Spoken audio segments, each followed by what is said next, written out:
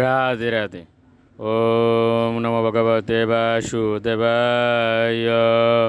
ওম নমো ভগবতে বাসুদেবায়। ওম নমো ভগবতে বাসুদেবায়। শ্রীমদ্ ভাগবত তৃতীয় স্কন্দ স্থানম ষষ্ঠী স্থিতি 31 অধ্যায়।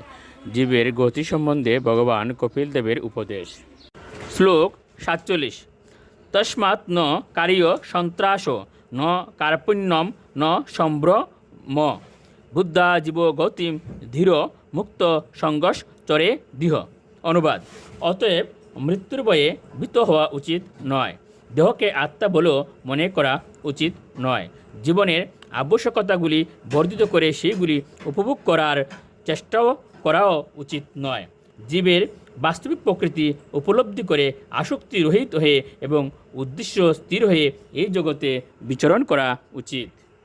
শ্লোক 48। সমক্ষ দর্শনয়া বুদ্ধা যুগ বৈরাগ্য যুক্তয়া মায়া বিরচিতে লোকে চরেত নৈশ্য কলে বরম। অনুবাদ: সমক্ষ দৃষ্টি সম্মোহিত হয়ে, ভগবত ভক্তির দ্বারা শক্তি সম্মোহিত হয়ে এবং জড় পরিচয়ের প্রতি উদাসীন হয়ে যুক্তির দ্বারা এই মায়িক জগতে জড় দেহটিকে প্রত্যার্পণ করা উচিত। তার ফলে এই জড় জগতের প্রতি উদাসীন হওয়া যায়। ইতি শ্রীমদ্ ভাগবতের তৃতীয় স্কন্দের জীবের গতি সম্বন্ধে ভগবান কপিল দেবের উপদেশ 31 অধ্যায়ের ভক্তিবেদান্ত তাৎপর্য। রাধে রাধে।